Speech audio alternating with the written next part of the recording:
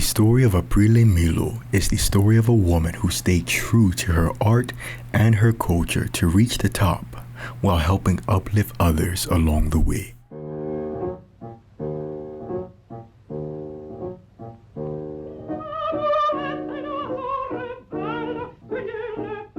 Born in the heart of New York City to Italian-American parents, it was in the home where she received her earliest and greatest musical influences. Do you recall any major influences in your development? The strongest, of course, are my mother and father. They are my strongest influences. And it was in the home that she heard the greatest voices in opera, such as Rosa Pansel, Renata Tebaldi, and the great masters of the bel canto school of singing. So with the soprano, she should be able to sing everything if she's based in bel canto, which means beautiful singing, but it also means so much more. And her ability to sing a wide-ranging repertoire will lead to her breaking through in Europe. Most of my early success was in Europe.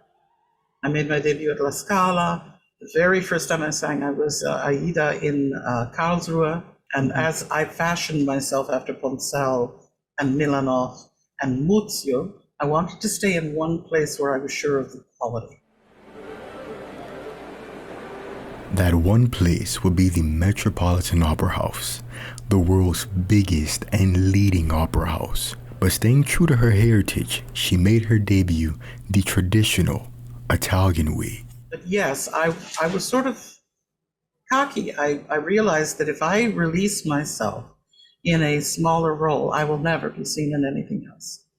How you are seen first is how they will view you. It's actually very old-fashioned. It's the Italian way. You study a role, you go to the provinces, you sing it, you wait to be seen by the bigger houses, and then you make your break. Because I believed that God had a plan, and I believed that I had to stay to that. While at the Met, she shared the stage with greats such as Luciano Pavarotti, Grace Bumbry, and Placido Domingo. The accolades will continue to pour in, with critics praising an authentic Italian voice, singing Italian music in the Italian style, establishing her as the world's leading Verdian soprano.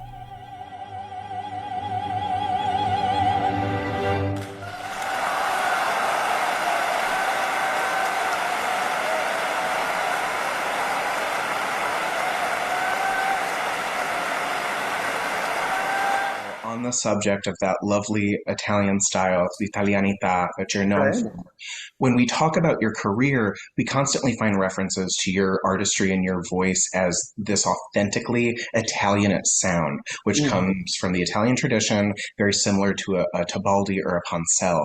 Can you share? It's the truth. Can you share with our viewers what are some of the defining characteristics of this true, authentic Italian sound in the Italian style? When you go and listen to an orchestra, you're going to say, that's a cello. And you're going to say, that's a violin, and that's the bass violoncello, which is the longer version. Then you say, what is the distinct timbre of it? Is it a cello? Is it an oboe? Is it a clarinet? Because, there's so many different kinds of voices. We're all like little snowflakes. Everything is so individual, right? If you're looking for a Verdi voice, you're looking for a Strad. It has the deepest, most beautiful melodic sound. It has the more round evenness of emission. It has an extension that is very high for some of the operas. It is supposed to sound like Burgundy wine. If you could taste it, that's what it would sound like. She would lend that sound to one of opera's greatest heroines, Verdi's African princess, Aida.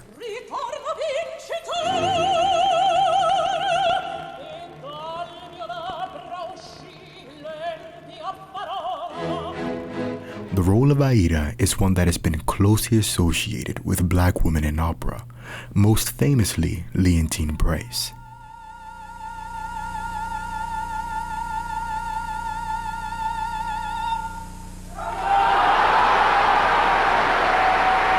Being an Italian-American woman, Milo was transparent about the internal struggles of being a non-black woman portraying a woman of color.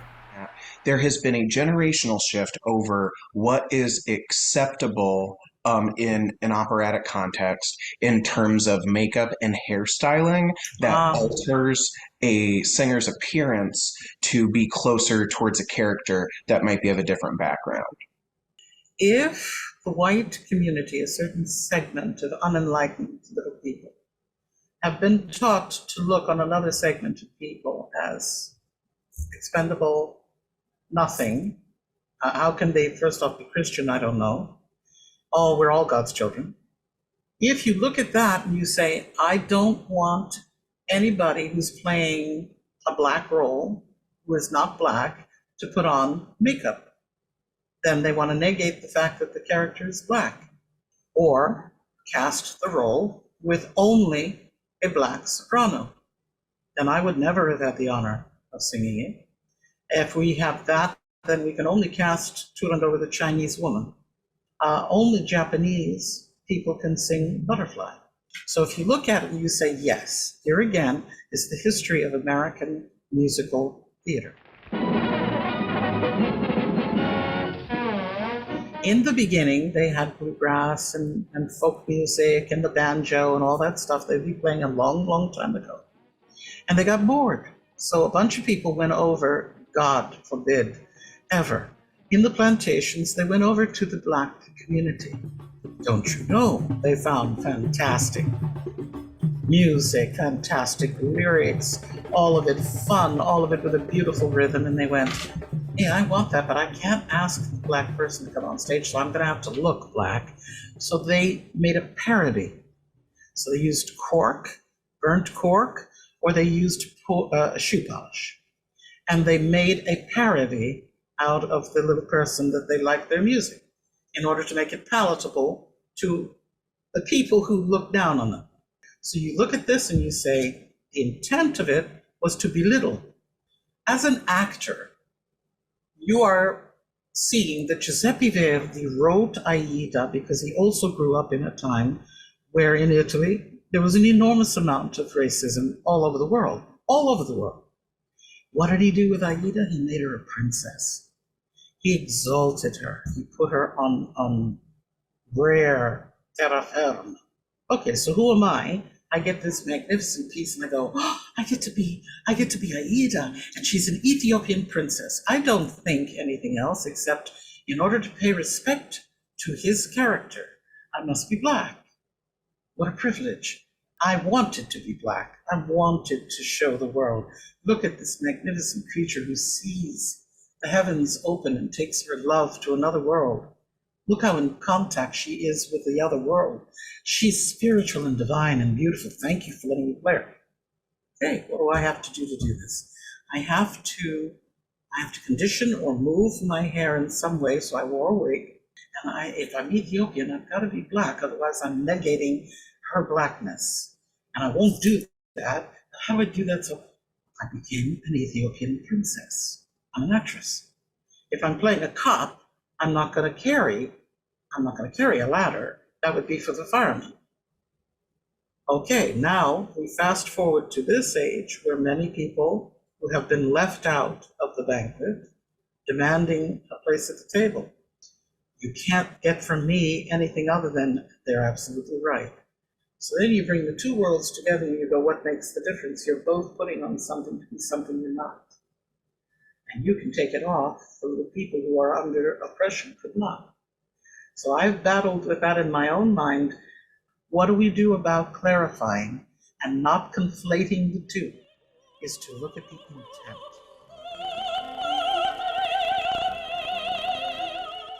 The intent of the person wearing the black is to tell the black story with respect.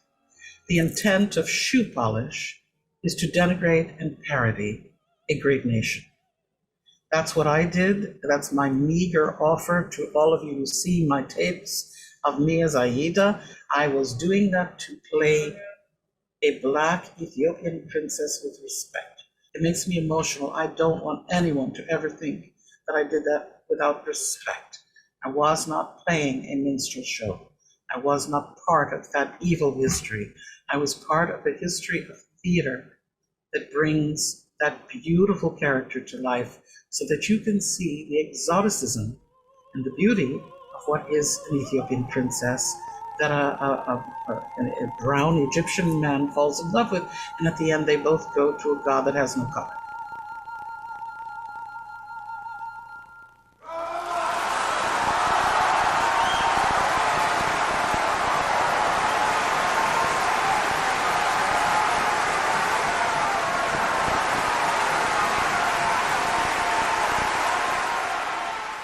Milo would be heralded as the Aida of her generation, a status she cemented by following the tradition of some of the greats before her by adding the rare high E flat.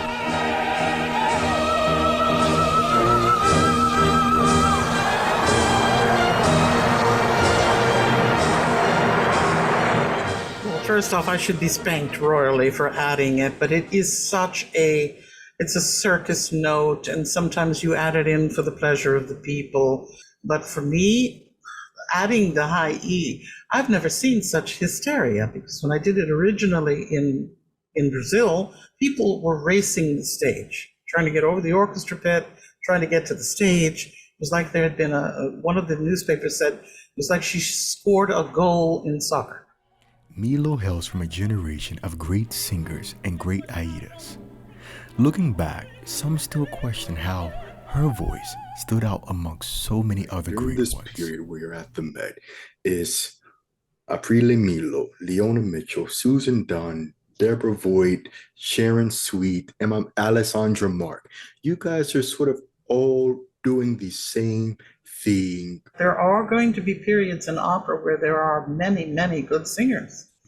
So yeah, all these great voices. I remember the first time they did the production that I did in Rio de Janeiro that was spectacular and eventually became the opening night that I had the privilege to do, was created in the theater by Leona Mitchell, one of the greater, more beautiful voices, absolute, singing Aida, and she was spectacular.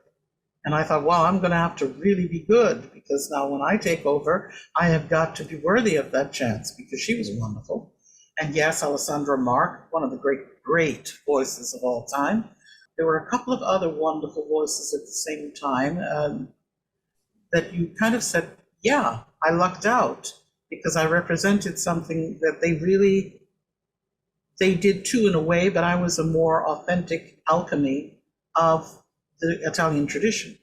Or I'm glad at least somebody saw it that way, because then I got to do a lot of really wonderful stuff. I think we're all united in the hope that one day this glorious flag will fly over a country that treats all its citizens the same. That other stuff would include becoming a voice for the LGBTQIA community and pushing for more artists of color in opera houses worldwide. Especially in the Black voices, I find that there's a shimmer. There's an added shimmer to their voices that you just go, wow, that is just so special.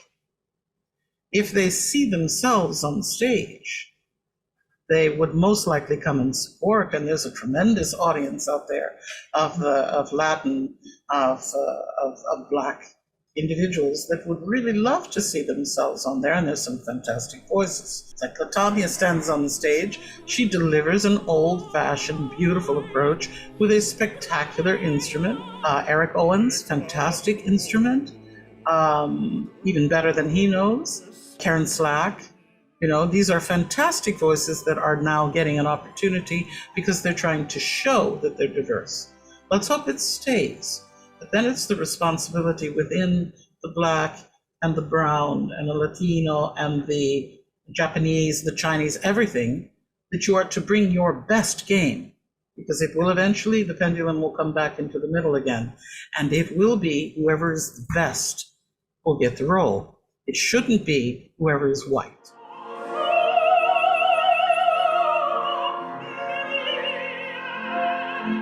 Today, Milo is still using her voice both on and off stage to help make the world a better place. If I get the chance to think of a melody as I cross over myself, as I go home, I would probably say it would be something of Verdi, yes, O Terra Dio, maybe.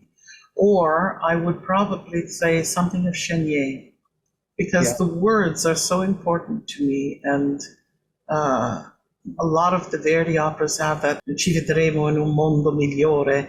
It's the way I try to live my life, looking always for the best world, and then bringing as many people with me as I can when I sing, and then I bring them back safely to their seats, and I say, you see how nice that world is? It's not so bad.